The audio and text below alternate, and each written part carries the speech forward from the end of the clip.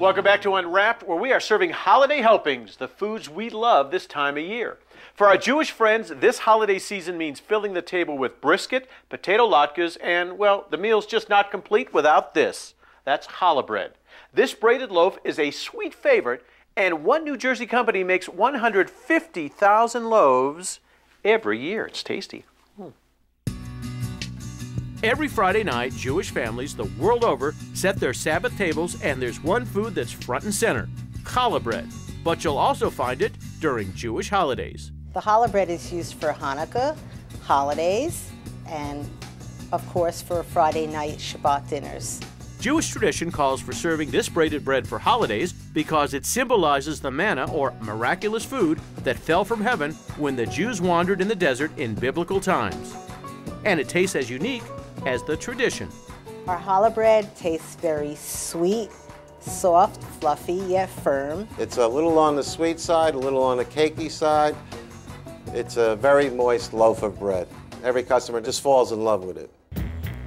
At the Miami Onion Roll Company in Paterson, New Jersey, the bread begins by mixing flour, water, yeast, sugar, and one very important ingredient. Lots of eggs. The challah is a sweet-tasting bread with a very predominant egg note to it. That's basically what a good challah is supposed to taste like.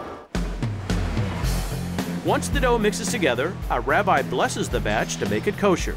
In fact, the word challah is Hebrew for portion, and that's exactly what the rabbi blesses. Called taking of the challah, and he says a prayer over it.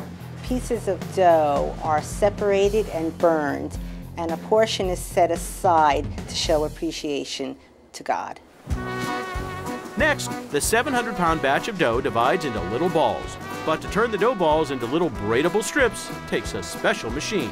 It goes through a three-stage sheeter where the dough is actually flattened out, and then it goes under a curling chain, it rolls it up, and then it's pressed into a strip.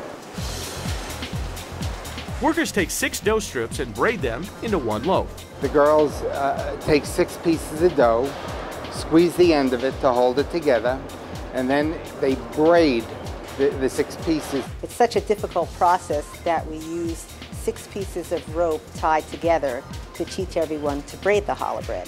And here's a little fun fact. A 6-strand braided bread looks like arms intertwined, so it actually symbolizes love. After the loaves rise, a machine sprays them with a special coat. The racks are transferred over to a spraying station where an egg wash is applied to the challah, and that gives it a nice shine when it bakes. The bread bakes in an oven for 35 minutes at 350 degrees Fahrenheit. Next, it cools, slips into a bag, and heads to Hanukkah tables in time for the holiday. If you're a food lover, well, the day after Thanksgiving is its own holiday set aside to celebrate leftovers.